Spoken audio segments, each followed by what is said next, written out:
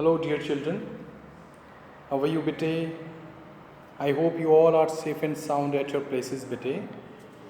Okay, dear children, as you know, we have been discussing your Unit 3 compound sentences from English practice book, and we have thoroughly discussed what are simple sentences, compound sentences, complex sentences, what are coordinating conjunctions, what are subordinating conjunctions, how to make a compound sentence, how to join compound sentence, and how to make those complex sentences using subordinate conjunctions.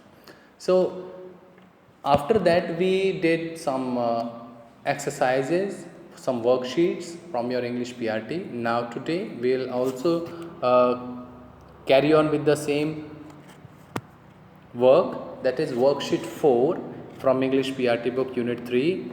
Get into groups of 3 in the boxes given below. Write the names of at least 3 professionals. Write down things they have to do if they want to be successful in their field. Use when, and, but, or. One has been done for you as an example. So what are there? What is the question? The question is, there are some professionals, the pictures of some professionals have been given here, and you need to tell what should they do, what are the things they should do to be successful in their field. ये जो professionals यहाँ पे दे रखे हैं, इन professionals को अपनी fields में अगर सक्सेसफुल होना है तो उनको क्या करना चाहिए, राइट? या फिर आप अपनी मर्ज़ी से भी कोई भी प्रोफेशनल ले सकते हैं. प्रोफेशनल मतलब किसी भी प्रोफेशन में ऑक्यूपाइड कोई भी, ठीक है. और आपने बट, एंड और को यूज़ करना है, जो भी आप लिखें यहाँ पे, जिनको भी पॉइंट्स को भी लिखें आप. जैसे यहाँ पे फर्स्ट है an athlete, he can win races but he has to practise hard. तो बट और देखिए, बट, एंड और का यूज़ हुआ है. तो ये हैं कोऑर्डिनेटिंग कंजंक्शंस हैं. ये दो इंडिपेंडेंट क्लॉजेस को आपस में कनेक्ट करते हैं और क्या बनाते हैं, एक कंपाउंड सेंटेंस बनाते हैं, राइट. सो ये देखिए, एंड, बट और ने ये एक प्रिंसिपल क्लॉज है, ये भी प्रिंसिपल क्लॉज है, मतलब इंडिपेंडेंट क्लॉज जिसको हम बोलते हैं या फिर सिंपल सेंटेंस, उन दोनों को इन्होंने एंड और बट ने यहाँ पे और इसने और ने मिला के कंपाउंड सेंटेंस बनाए हैं. ठीक, हमने भी वैसे ही नीचे बनाने हैं. Let's see. First, a doctor. तो a doctor, he has completed his MBBS and he became a doctor. तो उन्होंने, इस डॉक्टर ने यहाँ पे, डॉक्टर साहब ने क्या किया है, ही हैज़ कंप्लीटेड हिज MBBS, उन्होंने अपनी MBBS पूरी की, and he became a doctor. तो एंड का यूज़ किया, दो इंडिपेंडेंट क्लॉजेस को मिला दिया. ही गिव्स मेडिसिन्स और प्रेस्क्राइब्स इट, या तो वो मेडिसिन देते हैं लोगों को या फिर प्रेस्क्राइब करते हैं. He operates patients but he should do it carefully, वो अब पेशेंट्स का ऑपरेशन करते हैं लेकिन उनको ये बड़े ध्यान से करना चाहिए. तो ये हो गए आपके compound sentences, right. Next we have one more exercise. A teacher is a friend.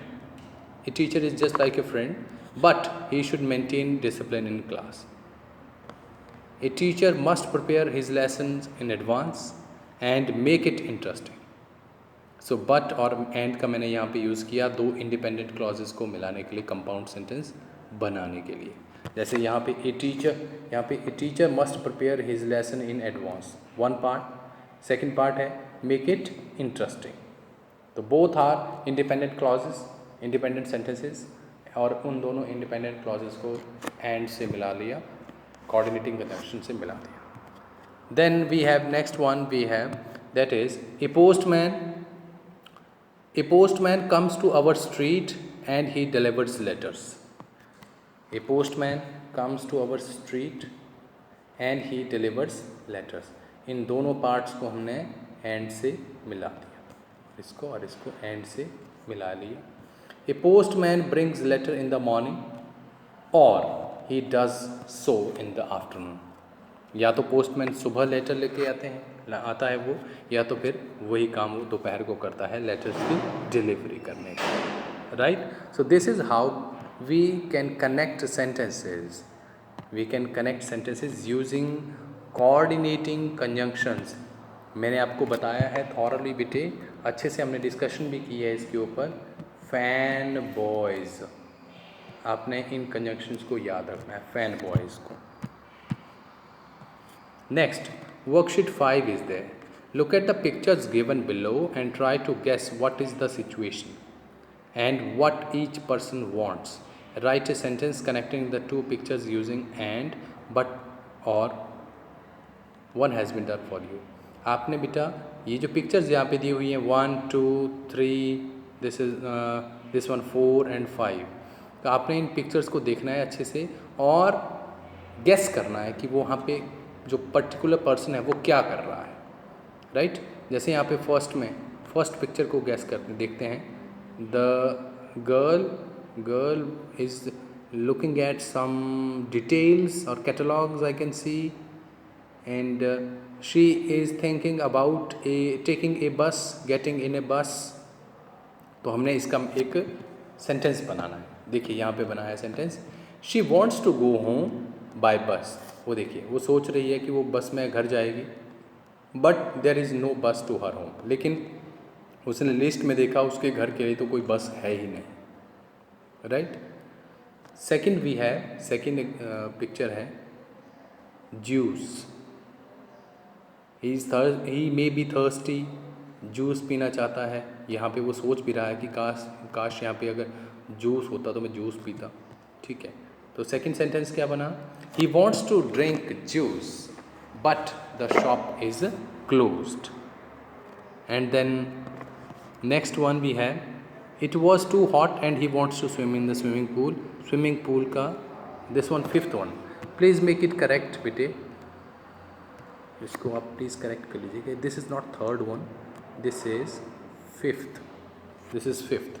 ठीक है. आपने यहाँ पे इसको यहाँ पे लास्ट लाइन में लिखना है यहाँ पे.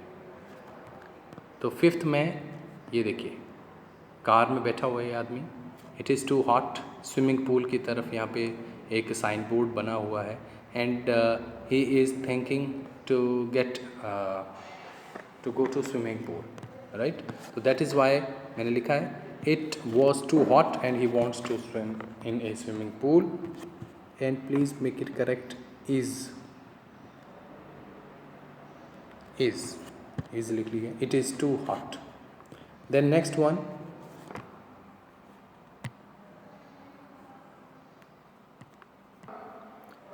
next one we have, he wants to buy clothes. Now in third picture you can see he does not have money, but he is thinking to buy clothes, right.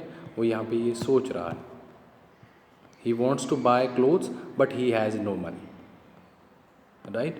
And last one, fourth one, the child is doing his homework and he is thinking about playing football, है ना. अभी वो homework कर रहा है. he wants to play football but he has not completed his homework, right.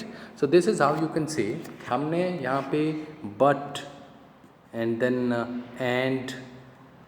then but again इनका use करके हमने सेंटेंसेस बनाए, सिचुएशंस को बनाया, right. This is worksheet 6. Please do it as your homework.